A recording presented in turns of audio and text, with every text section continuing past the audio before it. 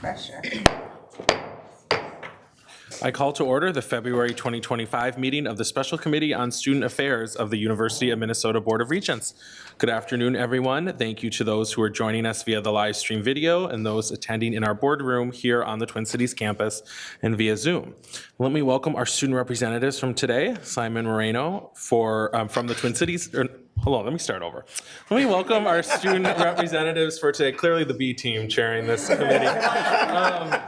Simon Moreno from the Duluth campus and Jocelyn Sturm from the Twin Cities campus. The first item on our agenda is a discussion focused on addressing student basic needs across the system. Vice President Phillips, would you like to introduce the item and presenters? Sure. Thank you, Vice Chair Farnsworth and Chair Kenyanya, and members of the committee. At our last meeting, we shared with you a brief overview of our collective efforts to support student basic needs across the system.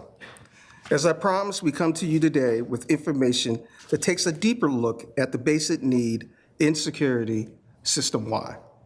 As part of today's presentation, we will cover in detail the support services available to students on each of our 5 campuses, as well as current efforts to expand these services. Joining me for this presentation are Jeremy Leiferman, Interim Vice Chancellor for Student Life at the University of Minnesota Duluth, and Michelle Trumpy, Director of Public Health at Boynton Health here on the Twin Cities campus. With that introduction, I'd like to turn the presentation over to Michelle Trumpy. Thank you, Vice President Phillips, Vice Chair Farnsworth, Chair Kenyanya, and members of the board. It's important that we start with a shared definition of basic needs insecurity. Basic needs are goods and services that are essential to the well-being and success of our students. We are focusing on items that can be purchased, specifically food and housing, for this presentation. Basic needs are at the base of Maslow's hierarchy of needs, meaning they are the most fundamental and must be satisfied first before the others can be fully addressed. Hungry students or those concerned about their housing situation are not well positioned to learn. Insecurity refers to either limited or uncertain access to these basic needs. Basic needs insecurity occurs on a continuum. On one end, a student might be worried about getting enough food to eat or covering rent for the month, to the more severe end, where they actually do run out of food, have to skip meals, or miss paying rent for the month. Addressing basic needs insecurity is an important focus for the University of Minnesota system because basic needs insecurity impacts academic achievement. This is system-wide data from the College Student Health Survey from 2015 to 2024 on reported food and housing insecurity. Boynton Health's College Student Health Survey samples a large randomized group of undergraduate and graduate students and provides valuable information on student health and behavior.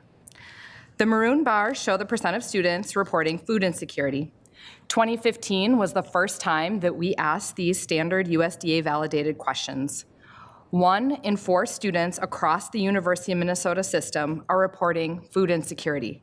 That's approximately 15,000 stressed, hungry students.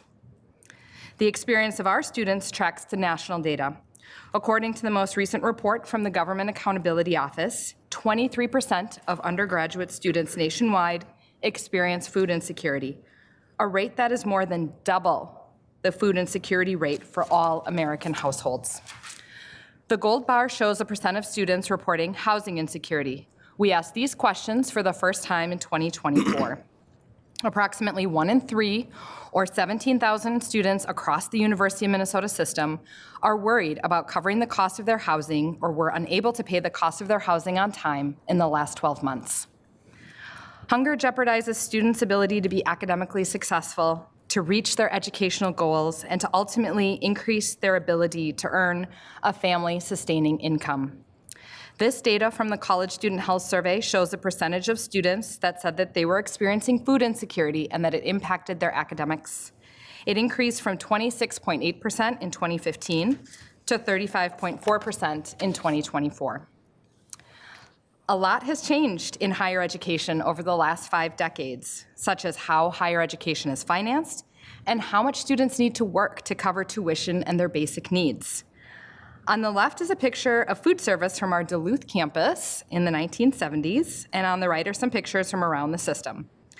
As you can see, the way students get food has changed, including on-campus food pantries. Nationally, colleges and universities are asking families to do something very different today than in previous decades to cover the full cost of attendance. For this current school year, an undergraduate student on any of our University of Minnesota campuses would need to work over 40 hours per week, 12 months out of the year, at making minimum campus wage to cover 9 months of tuition and living expenses. This does not include any expenses over the summer or any additional expenses. Unlike in decades past, you can no longer just work over the summer to cover the full cost of attendance. With this said, keep in mind the cost to attend the University of Minnesota is less than many of our peers. This is not a University of Minnesota problem or an individual student issue, but rather a national systemic problem that requires systemic solutions. I now turn the presentation over to my co-presenter, Interim Vice Chancellor Jeremy Leiferman. To bring the data Michelle shared to life, we want to share the story of Julia, a student on our Duluth campus. Julia is a full-time student who pays her own tuition. In order to fund her education, she works full-time in addition to her full academic course load. Julia indicates that rent and utilities are incredibly expensive in Duluth.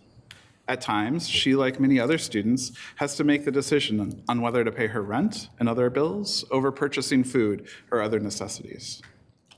Julia learned about our campus food pantry, Champ's Cupboard, as a first-year student. She makes use of the pantry at times when finances are tight. Julia indicates that accessing food pantries elsewhere in the city of Duluth would be challenging for her, given that she doesn't have a car, and scheduling a visit would be hard given her schedule. Having an on-campus food pantry is essential for Julia. Julia has also utilized another basic needs resource on campus, Champ's Closet. Champ's Closet provides professional attire for students who need it for a job interview, career fair, or other meeting. Julia is a member of an organization on campus that often asks members to wear professional attire to meetings. She was able to secure a professional outfit to wear to these meetings. The Duluth campus also opened a free store on campus recently. The free store provides clothing, household items for students who need them. Julia was able to secure warm winter clothing she would not have been able to afford otherwise. When asked what our campus could do better to support her needs, Julia indicated that having access to a broader range of food items in Champ's Cupboard, such as refrigerated, frozen food, or fresh produce, would be helpful.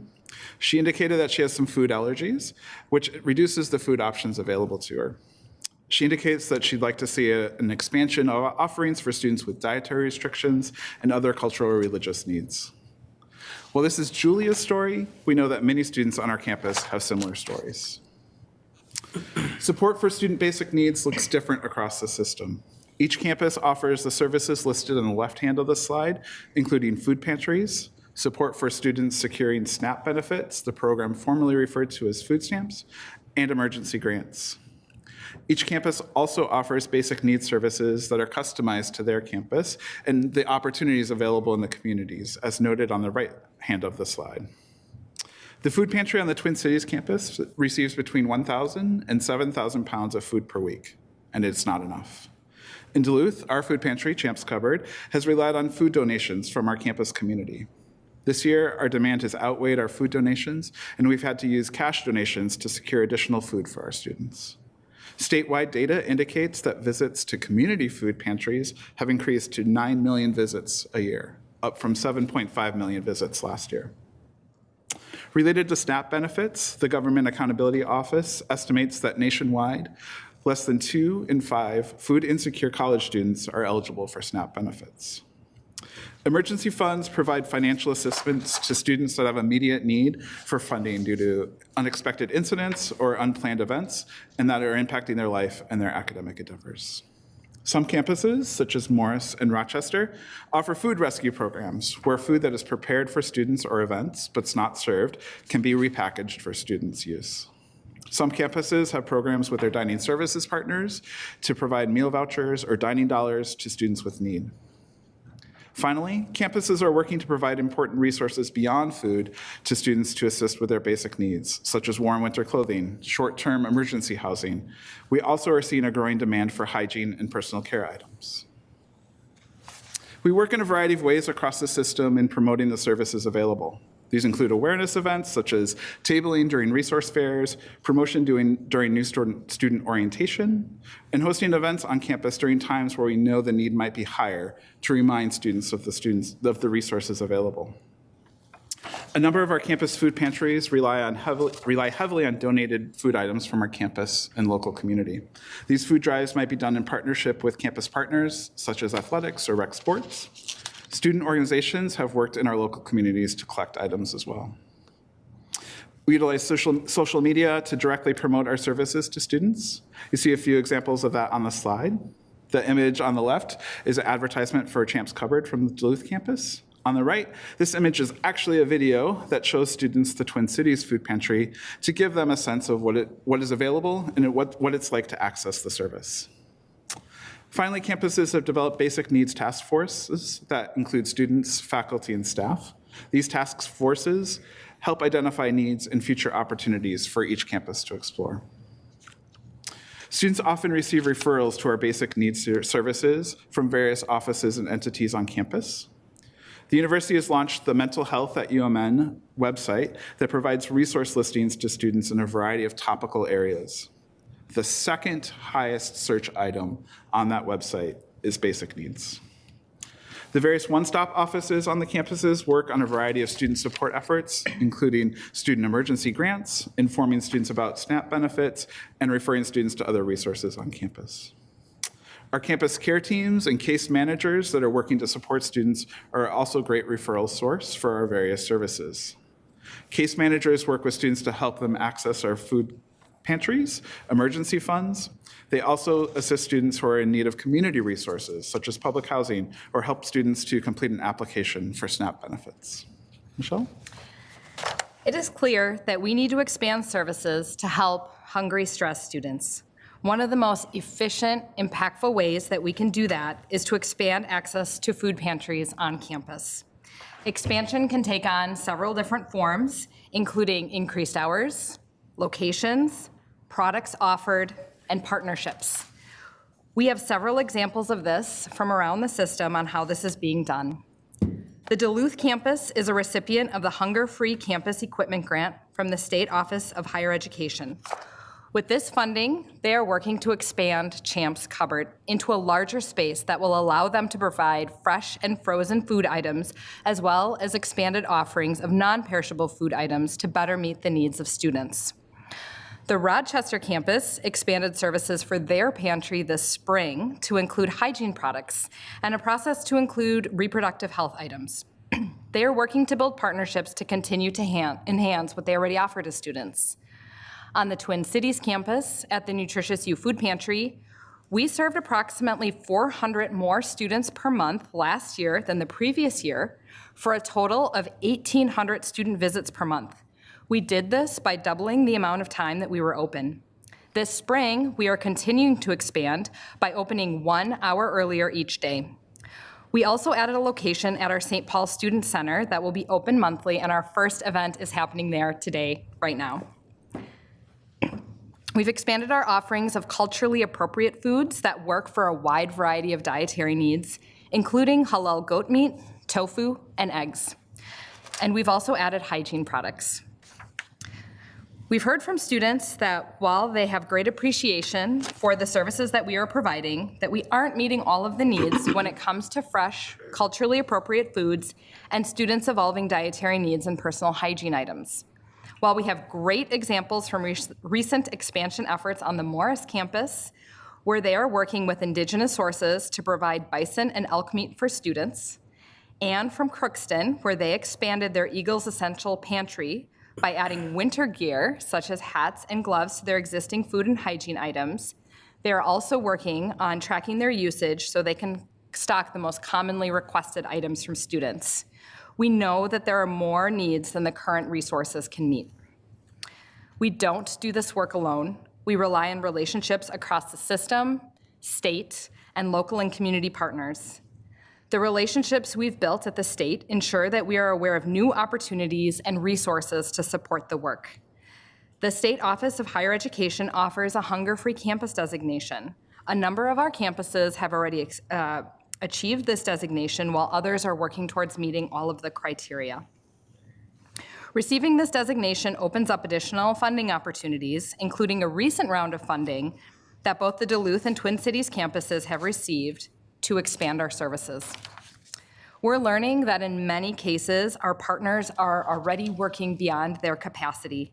Both Jeremy and I have heard from our community partners that they aren't able to expand all of their services to our campuses at this time. In December, you heard about the Okanagan Charter, of which we are currently exploring membership and adoption as a university system. This charter asks universities to commit to embed health into all aspects of campus culture and lead health promotion action and collaboration locally and globally.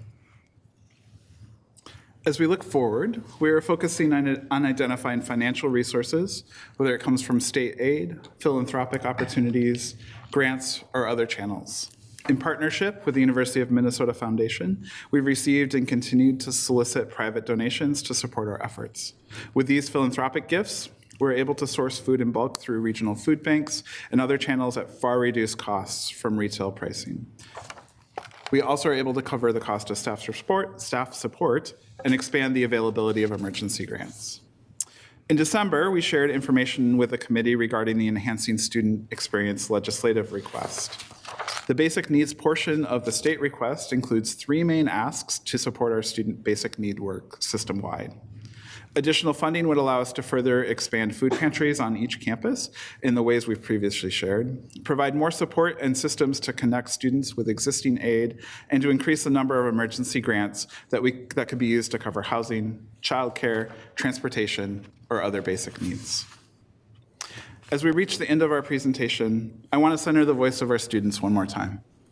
I asked Julia, the student whose story I shared earlier, what she wanted you to know related to the student's perspective on basic needs.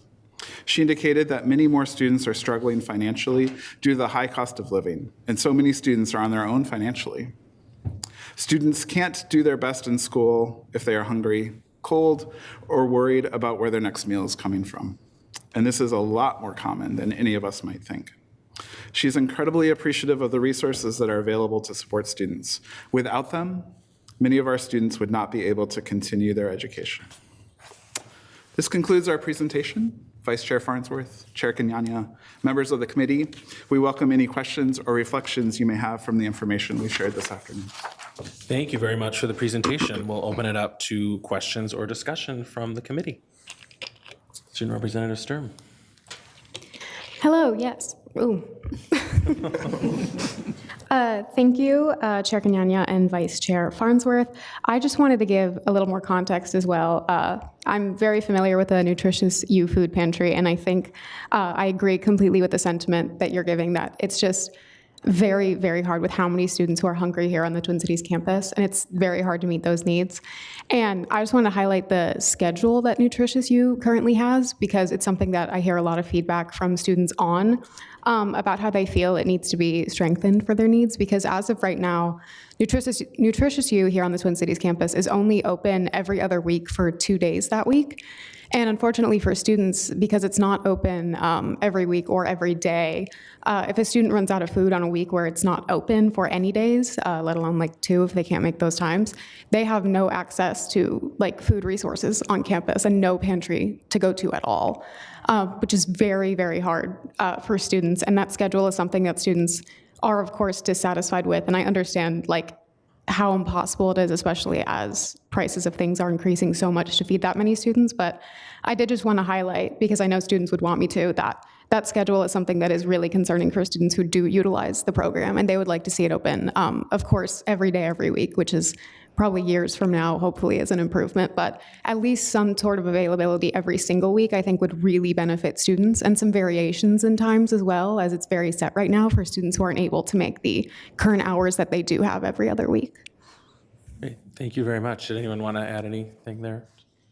Okay. Student Representative Moreno. Thank you, Chair Kenyanya. Thank you, Vice Chair Farnsworth. Thank you for the presentation.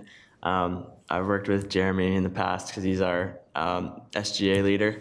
I kind of want to highlight the fact that you're right on some facts of that, trying to live on campus or off campus and afford both school and rent is near impossible. I work 4 jobs on campus.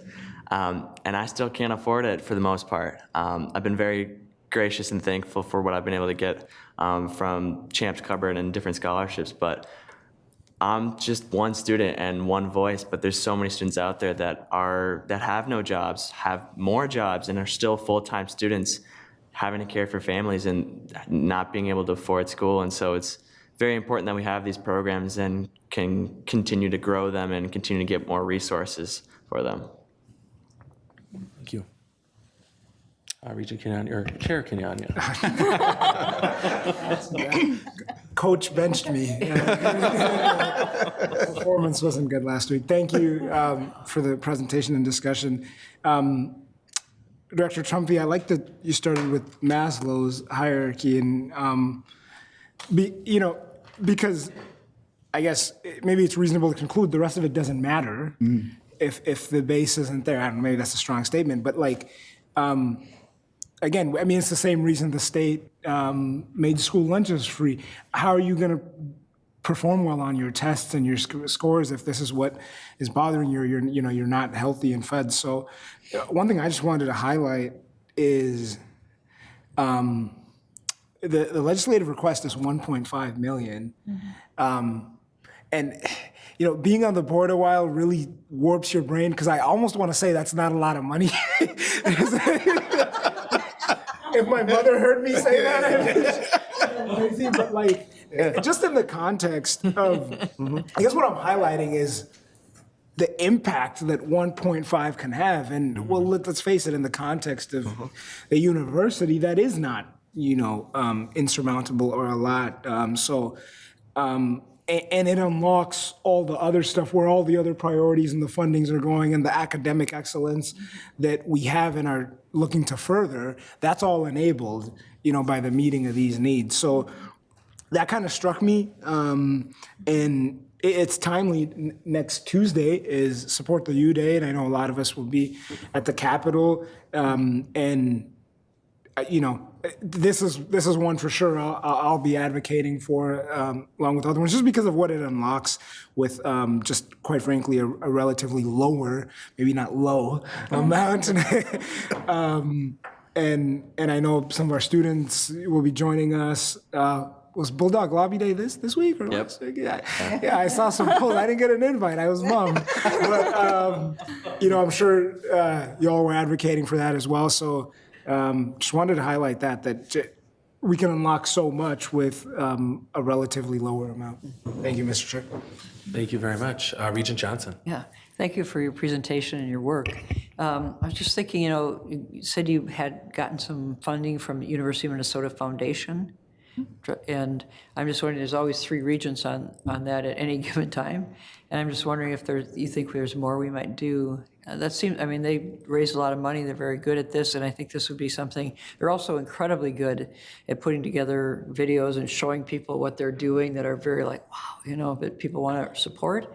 So I'm just wondering if we can increase that, or some of us could be advocates there to do that, or what your relationship is. Yeah, please. Vice Chair Farnsworth, Regent Johnson, thank you for that. Yes, we are working closely with the foundation, and that's a very important source of funding for both food and staffing for infrastructure.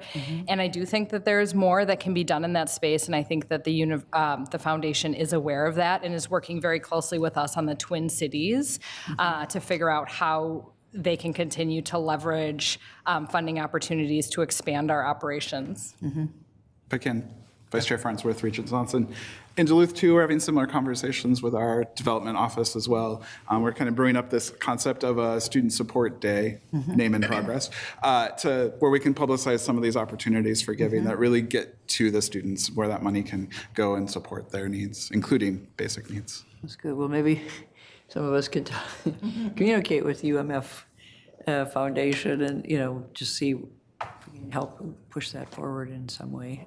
They are great at telling stories. I don't know if you've seen their videos, but come in with some of the best stuff we see, I think. And I think if people knew, I think there'd be more alum and all kinds. I think lots of people would like to donate to this.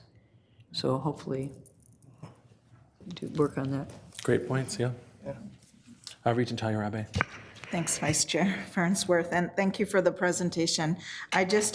I had a question about one thing that we heard when we were on the St. Paul campus was just them feeling a little bit left out of a lot of the services for students and things. And I wonder if you might help us understand how service gets to St. Paul, since Yeah. most people think about Minneapolis and not necessarily St. Paul, but it also seemed like there were, to Regent Johnson's point, there was a lot of community people who were stepping in to support this, and it feels like there could be opportunities, whether through the foundation or through community, to be able to get more resources to support students. And I really appreciated your point, Student Representative Marino, about how much students themselves work in order to get their education, and it feels like it's a story that we don't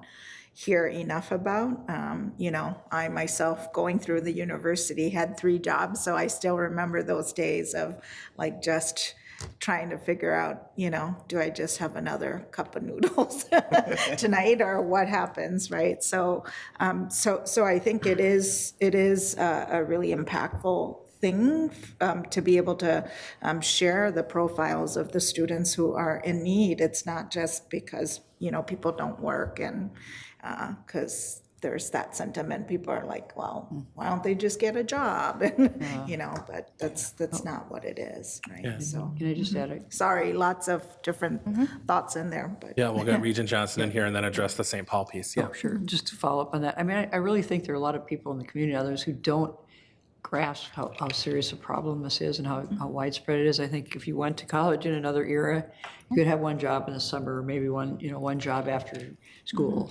and that would be enough to pay your food. It's just not like that anymore. If you're not directly involved in education, people may not realize that. And I think the more we can raise awareness in communities as well, that this is something people would naturally want to help, but we have to get the word out as effectively as possible. Absolutely. Whoever wants to address the St. Paul piece, that would be great.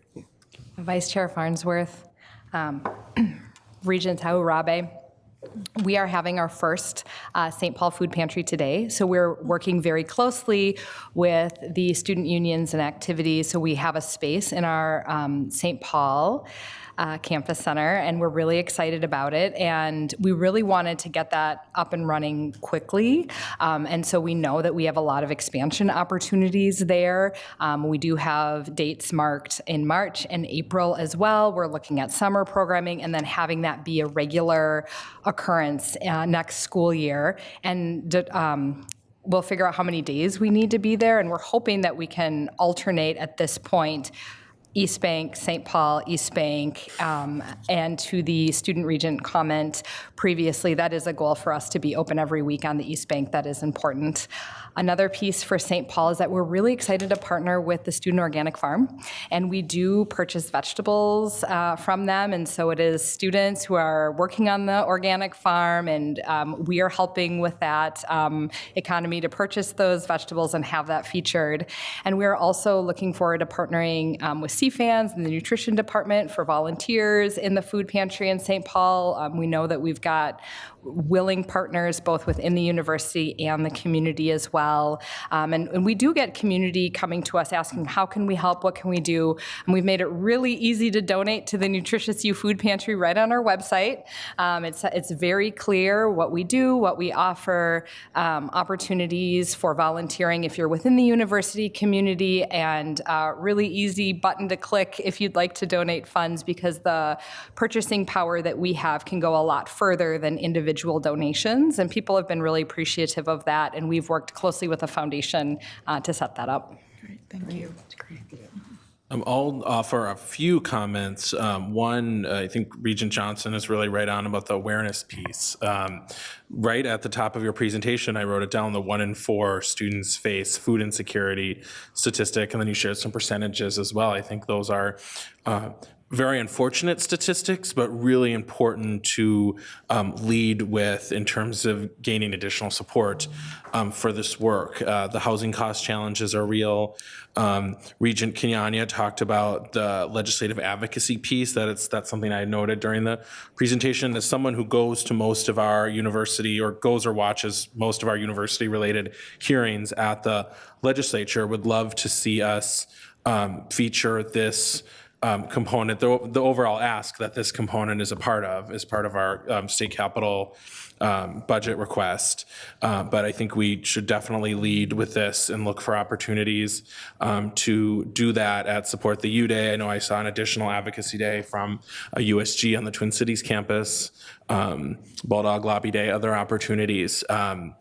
You know, I know we get limited testimony, formal testimony time, of course, but there's a lot of other ways to build this into our framework. So just saying that for any of our GR team who might be listening to this conversation, because I think legislators are very receptive, you know, to this, and particularly the Senate Higher Education Committee, which has had a real focus on student basic needs, having conversations about the hunger-free campus designation. There's members on that committee that really led in those areas, and so we should be thinking about that.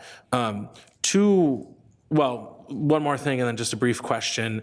You know, the hard part about this issue too is you have to hold the two parts of this issue is really about there's large systemic solutions that we need to be looking at, but also we need to make sure we have high quality food pantries at the same time, but you don't want to focus so much on having high quality food pantries because the goal is to not have to rely on as many food pantries. So, you know, I think it's important that we continue to look at both of those at the same time and make those investments in advocacy and financial investment, other kinds of support.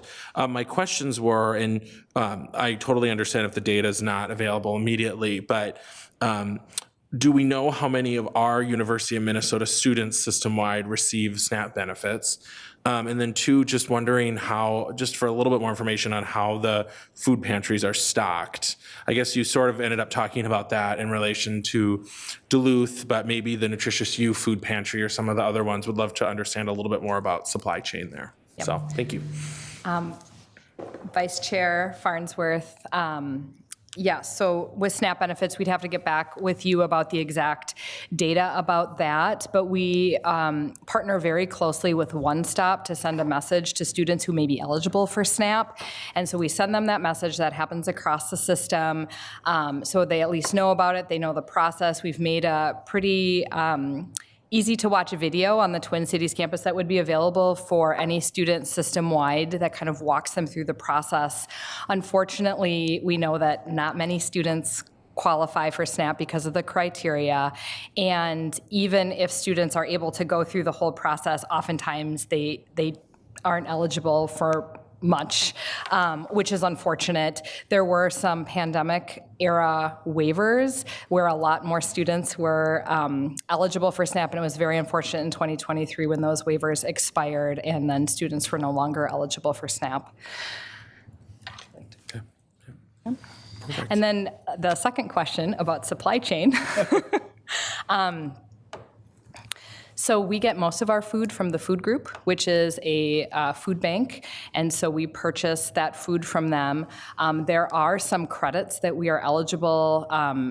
People may have heard that there's been a lot of emergency food relief at the state level, and so those credits do come through the food group that we're able to tap into. We also participate in a USDA program called the Emergency Food Assistance Program, TFAP, and so we are able to get commodity foods at $0 through the food group to offer students. We were actually able to double the amount of food that we offered students because we are part of that program now. We get food from the student organic farm in St. Paul that we talked about. That's important for us. And we also do get some donations. We have a private company, for example, that does do some donations of frozen ready-made sandwiches, for example, and we do get some support from Chartwells as another example. We also partner with Keystone Community It's a community group in Ramsey County, a nonprofit, and they bring their food mobile that's completely separate, but that's an example of us partnering with community. They bring that food mobile to the St. Paul campus a couple of times a month. We've asked them to come more, and that's an example of, they said, we're not able to come more at this time because of their capacity. The last point I'll just add before asking for any final comments is I feel like this is an issue we've talked about before, but I'd be remiss not to mention it as part of this presentation around the idea of a grocery store on the Twin Cities campus. This was actually been part of my initial foray into student advocacy here at the university. I see Maggie Towell in the audience. You know well what I'm talking about here.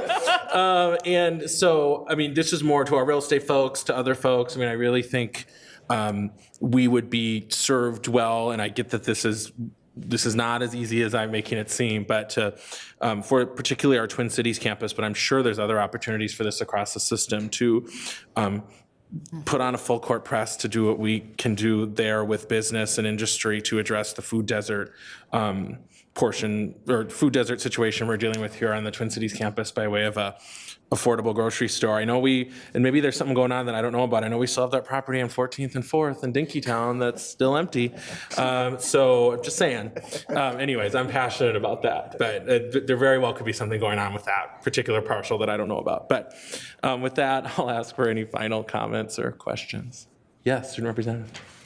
Yeah, I wanted to thank you again. I think as a student, obviously basic needs are basic needs that are very important, and I often do feel, even myself as a student, that it really goes unseen because it's not something visual that I think a lot of people are approached with every day, but it's definitely something that students are suffering from and concerned about. And I had one last small question. As plans go forward to hopefully kind of expand the resources on the Twin Cities campus for the food pantry, would there be any kind of plan to reevaluate the current rule that students can only visit the food pantry twice per month at most? Vice Chair Farnsworth, Student Regent Sturm, thank you for that question. Yes, absolutely. Right now, students are able to visit, we're open twice a month at Kaufman Union, and students can come both times. Now we're going to be opening a third time at the St. Paul Student Center, so students can go 3 times a month. Right now, we did do a winter break pantry for the first time ever that was very successful. That's something that we're going to continue on. So yes, absolutely. Thank you. Regent Kenyani, did you have? Yeah, thank you, Chair Farnsworth. Full court press is maybe it's something about the chair that brings out the sports metaphors. I haven't heard one. I'm not really a sports guy, but that one. Yeah, I know. I was impressed actually. Thank you. No, I mean, obviously not the first time the grocery kind of comment. Definitely just wanted to echo that. And I'm looking this way on purpose. I don't think I'll put that on y'all, my friend. But I mean, and Regent Farnsworth, you're correct. I mean, that's obviously, there's challenges to that. That's a complicated thing. So not really in the form of a question, but just in terms of, okay, what do the first steps look like of exploring something like that? What kind of conversations would have to get started to kind of, because again, I really do believe that really in all the communities our campuses exist in, we can be pretty influential, and we have been. Like, we have track records of being influential, of making significant real estate transactions, of, we have the good relationships with the community, with the community leaders, right? So again, okay, some of our campuses exist in a food desert. That's not the university's fault, and I don't think anyone would suggest it is, but can we be a little more aggressive in, it's not unrealistic that we could, entice someone to come and do the right real estate transactions. And we'll probably find we're not the only ones in the community who would like to see that desire, right? I imagine the people in the community, have the same experience and whatnot. So not really a question, but just trying to put a finer point on that one. That I think we've talked about it, but I would just be curious what the first steps are to kind of have a more tactical conversation on that. Yeah. Excellent. Well said. Well said. With that, thank you very much for your presentation, and this was a really good discussion, so thank you, everybody. Our second item on today's agenda is an overview of the ways in which the university fosters community and belonging. Vice President Phillips, would you like to start us off and introduce the presenters for this item? Yeah. Thank you, Vice Chair Farnsworth and Chair Kenyanya and members of the committee. Our next agenda item covers the topic of community and belonging and the important role it plays in the success of our students. Much of the work done by student affairs professionals across the system is done with the goal to build community and foster a sense of belonging through interpersonal connections. Whether these connections occur in the residence hall, during the student organization meeting, in on-campus jobs, or out in nature. They are all essential components of the student experience. Students who feel that they are a part of a community and belonging on their campus are more likely to achieve their personal and career goals and graduate from our institution. Joining me for this presentation are David Israel Swenson, Senior Director of Student Engagement and Wellbeing at the University of Minnesota, Morris, and Megan Miller-Toole, Assistant Vice Provost for Student Life on the Twin Cities campus.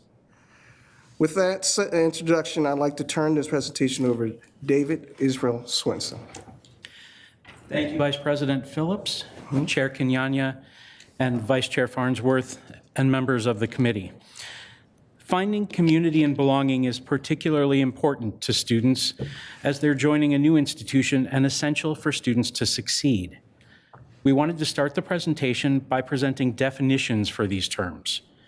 Drawing on sociological frameworks, we present a definition for community as a form of human association, interaction, and shared identity defined by geographic boundaries, social networks, shared interests, and common values.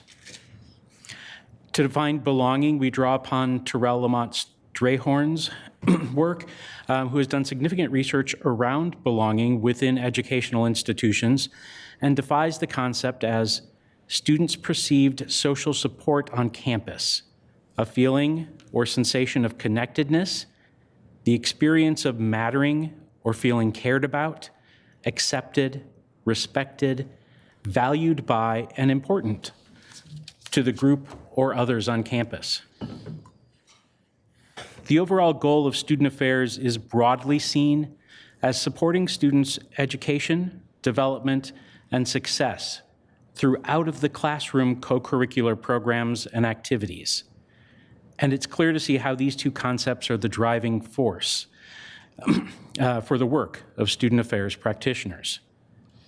I'll now turn our presentation over to my co-presenter, Megan Miller-Toole.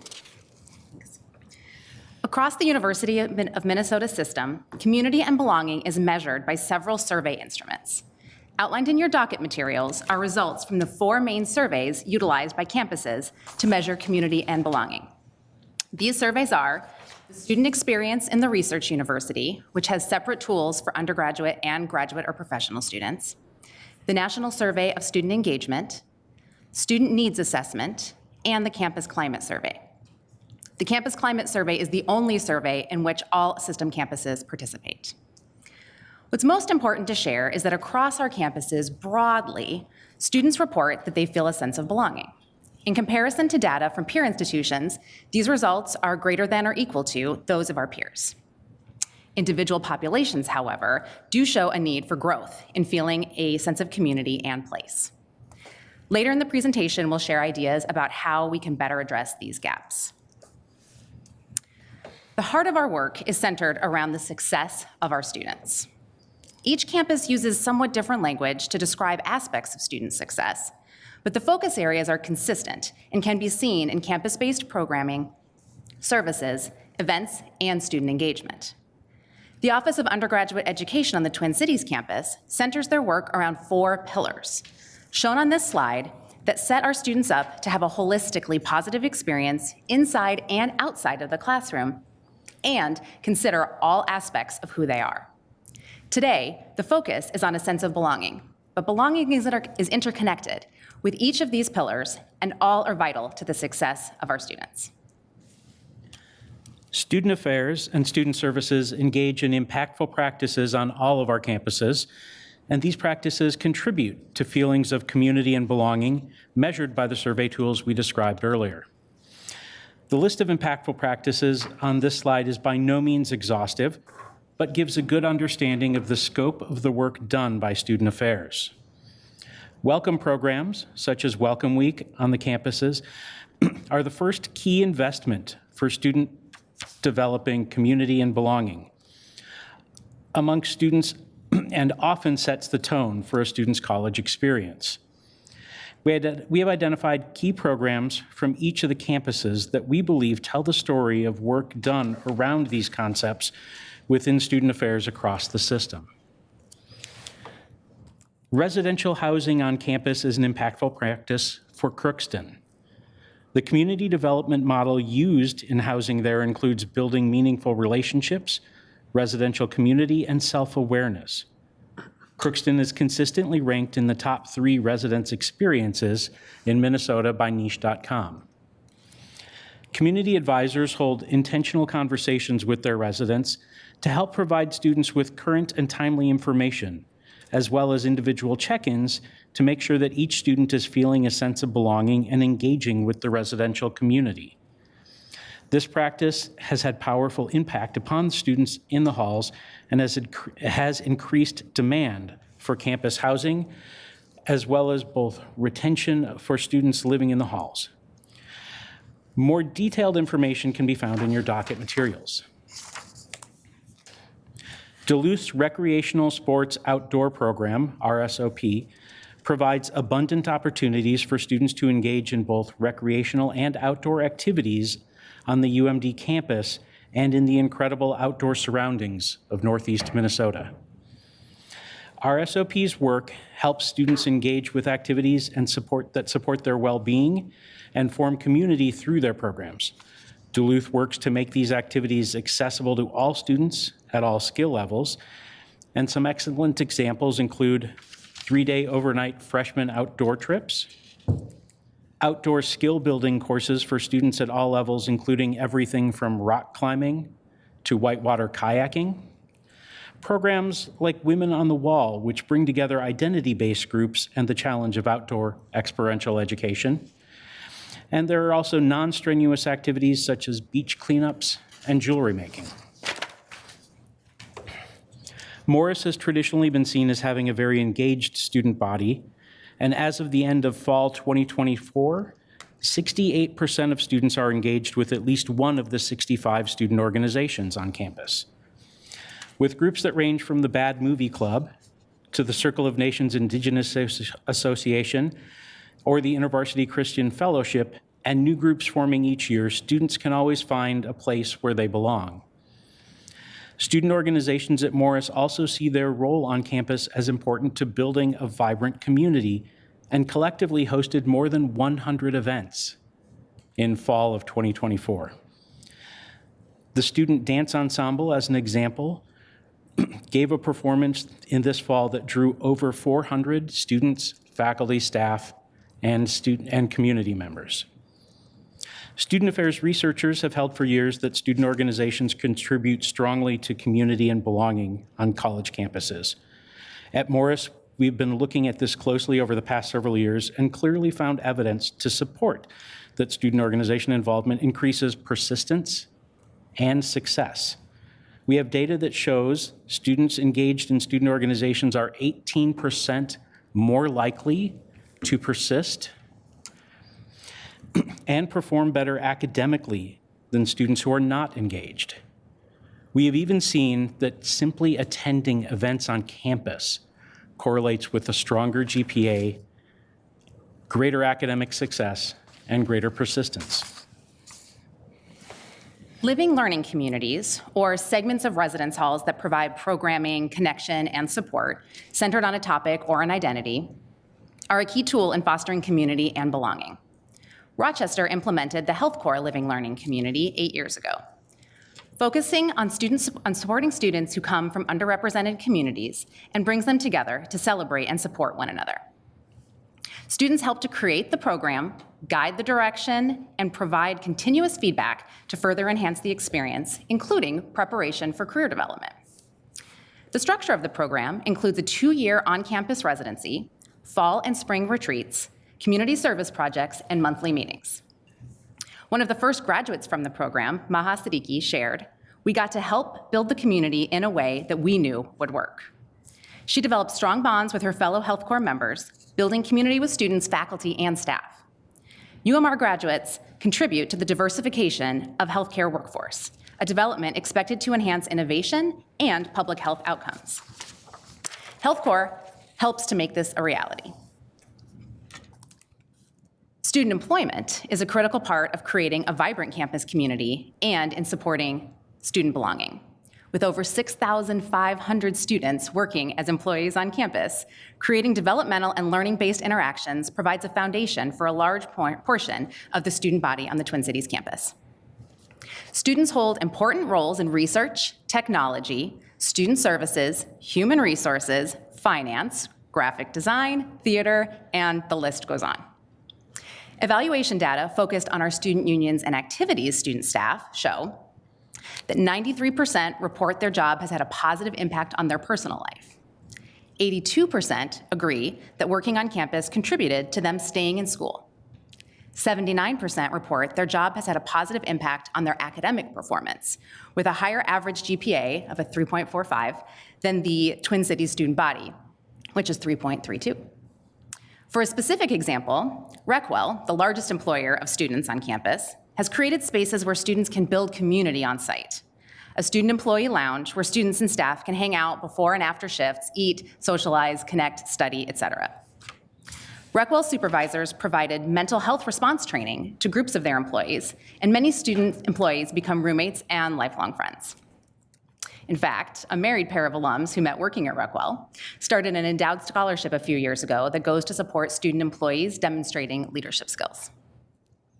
More broadly, a new pilot on the Twin Cities campus is the Work Plus program that emphasizes student development for employees by training staff employers on how to best support and develop student skills in their student employees.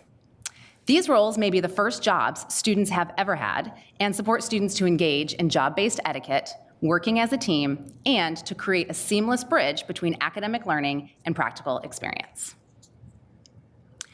We'll now highlight some important components that contribute to feelings of community and belonging for students across the system. Continuing to foster growth in these areas will improve the experience of each of our students. We go back to the framework of Maslow's hierarchy of needs, and Chair Kenyanya highlighted the really important balance between these and basic needs a little bit earlier in the basic needs presentation. Community and belonging fall within what Maslow has defined as the third tier, titled social needs. This is the first of the psychological needs, and in order to developmentally reach this tier, one must first successfully satisfy the basic needs made up of physiological needs and safety needs. Data from each campus shows that too many students struggle to have their basic needs met. Students who do not have their basic needs met, who are worrying about food, finances, and housing, are not able to meet their social needs and make their way up the hierarchy. Supporting basic needs initiatives would play a foundational role in the development of community and belonging. Results from the system-wide campus climate survey show that students from underrepresented populations often feel a lower sense of belonging. Each campus offers a range of resources to support and build community among students across various identities.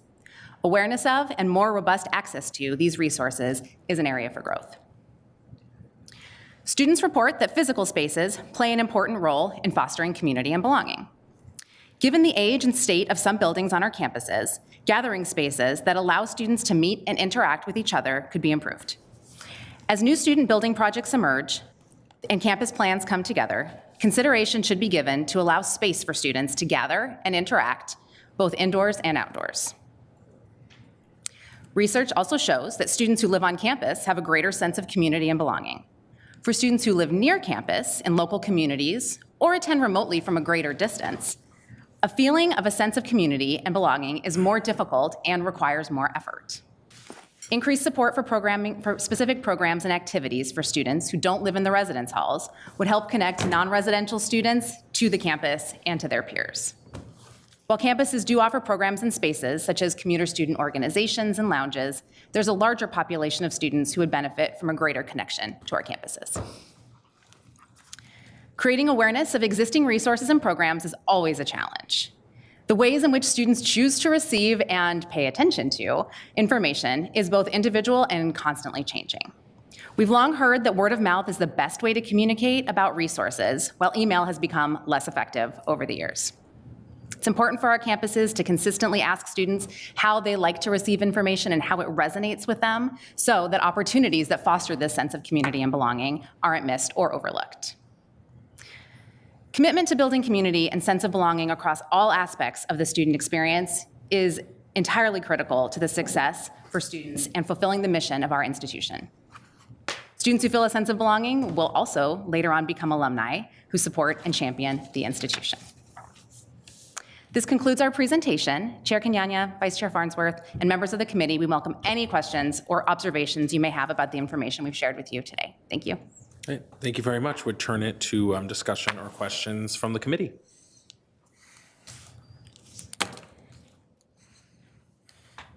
It was so comprehensive. I have one thing I can start with. It's more just a comment, and actually I wrote this down earlier, but the last part of the presentation just got to this, thinking about what are the things that would fall in other categories that we may not necessarily think about that gets right at how do we increase the fostering of community and belonging at universities, like space planning. Regent Emeritus Rocha would be talking about dorm space on the Twin Cities campus if he was sitting here right now. Those types of things. As we are thinking about different governance or operational pieces in other areas of the university, how do those get back at this? And just keeping that in our minds, I think, is really important. The other thing was, again, just mentioned at the end here about communication preferences. How do our students how are our students best communicated with and best receive information, I think would be a good thing to continue to get at for everything we're doing. So, that's a really important thing to highlight, and I'm glad you mentioned it. Chair Kenyanya, I think you're up next. Oh, I thought I had more time. Sorry, I wrapped it up quick. No, I appreciate it. Thank you for the presentation. And looking at the things you listed, they vary so much because I think different students, their affinity and identity is in different places, right? For one student, the fact that they were an RA, that might define their community. Another one is on a sports team. Another one, so they have to, and you don't know and can't plan and don't want to decide for a student. We just have to offer all of them, right? And hopefully they find their thing. Question, and agree with, I could hear Regent Rocha's ghost. Oh, he's not a ghost. He's not dead. Sorry. Very much not a ghost. That's Rocha. I will text him and apologize. He emailed me this week. He's not dead. He's very much still around. Very much still alive. I could hear his echo in this room talking about having dorm space living on campus, and I think at least this campus is lower in the Big Ten in terms of availability. So I think those things are important. I had a question. I have just a hunch that the first month on campus is probably one of the most important in kind of determining these things. I mean, the first day, for your welcome week, everyone's awkward and doesn't know anyone. And then maybe within a couple of months, people have maybe started to find their thing. Am I thinking about that correctly? Is that how impactful welcome week and seminar classes are? Great question. Thank you, Vice Chair Farnsworth and Chair Kenyanya. As the person who coordinates the Welcome Week program for the Morris campus, I would agree immensely that first few days on campus have a huge impact on a student's sense of connection to their peers and to the place. And it's really important to take that into effect when planning and developing those programs. So I think you're hitting the nail on the head there, and I think all of the campuses have really worked on that in the last few years with the sort of development of a more common welcome week, at least in nomenclature across all of the campuses. And I think one of the challenges we've continually faced on Morris is that everyone has everything they want to be presented to students right away. Students' ability to retain that information is a challenge. So it becomes a really careful planning across both academic and student affairs realms when we think about first-year seminar courses or intro to college courses and those sort of ongoing programs of the first semester or first year that students are enrolled in as well, and planning out and timing to make sure that the information is delivered at the time the students need it, rather than trying to front load all of that information in the first few days before campus classes actually begin. Chair Kenyanya and Vice Chair Farnsworth, one other thing to add to that, I think as we think about onboarding students and welcoming them to the institution, there is a societal expectation for students that they're going to get to college, they're going to meet their people right away, and they're going to build this sense of connection immediately, maybe during orientation, maybe during welcome week, maybe right after. And a good number of students may have positive experiences with those programs and then go off into their other spaces and really struggle to find the people who are their people and their connection point. I'd be really interested to hear from our student representatives about your experience and what you're hearing from the other students that you work with, because it can't simply be the onboarding. The onboarding is vital, but it has to be the ongoing and resetting of expectations that you may have to try once, you may have to try twice, you may have to try multiple times before you find the group of people that you really feel connected with and develop that sense of belonging. No, I'm glad we're talking about this kind of scaffolding piece beyond Welcome Week, because as a freshman here, I have worked for the Minnesota State Fair for a long time. That made Welcome Week really hard. So I attended a few things, but for the most part, my attention was on the State Fair. So missed out on a lot of the things, minus, I think, convocation and a few things. But it's definitely for that reason and a whole bunch of other reasons why people, why it's important for us to continue to have those major touch points. And of course, Welcome Week should and does get a bunch of focus and attention, because that also is really important, the beginning piece to all of our campuses. But appreciate this conversation just personally. Follow up from Chair Kenyanya. Yeah, thank you. That was very helpful. And you brought up it. Maybe halfway through, some students realize it's kind of optional. I don't want to say that too loud. It's not. I remember the first. I was like, dude, you didn't show up. And nothing happened. So I completely agree. I completely agree with spreading it out, because it is so much, right? And some of the things that were, the Welcome Week is trying to teach students, they might not encounter till later. They're important. They're going to encounter them. So, and as being facetious, but back to that optional required thing, that's where the seminar courses are a little different. It's a credit course, at least it is at UMD now, and I think we've kind of been changing that way. And it's like, there's arguments on both sides. Like I know on some of our campuses, Welcome Week has gotten shorter because there is student feedback that it's a lot. Sometimes, I think at UMD it's shorter now. When I did it, was like the whole week, and it's a lot. You get tired, and so I definitely appreciate hearing that. And I know there's other programs where other students come a little bit earlier, that may need that support. I know that exists across the system, and I think we can, with some accuracy, almost predict what groups those are. I was a PSEO student, not here, and I look back on that, and I just showed up, and they're like, all right, good luck, and I can see the impact to that. So really appreciate those insights. Yeah, thank you. I'll keep going down our queue here. Regent Talurabe. Thank you, Vice Chair Farnsworth, and thank you for the presentation. I appreciated both presentations, and someone stuck up this Maslow hierarchy of needs, but I kind of don't necessarily subscribe to that. I think it's a helpful framework to understand what's all needed, but I do think that sometimes we get too finding the help that we need because we have community. And I think it's important that we don't sort of position the work that you're doing as, either or, right, of kind of meeting basic needs. So I think it's great to hear about all the ways in which we are helping students build their own communities. And I think college is such a important time in a young person's life. I know that those are the friendships that I still have today. And, and I think it's just really important that we continue to invest and think about how we create that sense of belonging, but also support for students. And so I just wanted to say that more of a comment than a question, but also just appreciated that we had sort of these two presentations that to me are really essential to how we think about creating the environment here for all the students to thrive. So thank you. I totally agree. Student Representative Moreno. Thank you, Vice Chair Farnsworth and Chair Kenyatta, and thank you for the presentation. A couple of things that I want to hit on is something we do up in the Duluth campus.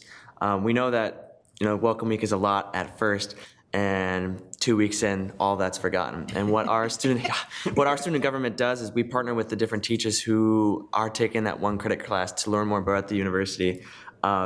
And we send representatives to their class and, kind of give them the information that they forgot 2 weeks ago and bring it back to light. Bring up, these are the different resources that you have and that you're able to see. And then one of those jobs that I talked about earlier that I do is I work in our one-stop facility. And I'm a student resource for them. And one of the things that we do is for those that come in, we have a very wide range of things they can do within the Bulldog Resource Center, whether that comes to different financial needs, different, normal basic life needs, or if they just need someone to talk to or a counselor or need to find clubs, we're that one-stop shop for them to come to then disperse them where they need to go. And then what Chair Kenyatta was talking about, how coming in as a PSU student, you kind of are just thrown into the mix. We have a lot new onboarding process for both transfer and PSU students, so they kind of get rid of the stuff you already know about college, like, yeah, it's going to be hard, and there's these different clubs. And they start giving you the information of, like, here's what you need to know coming to this university. And that's stuff we're implementing now, and specifically for the summer and those that are coming in especially from international students, don't know anything about the university. They're kind of the ones that are left out the most.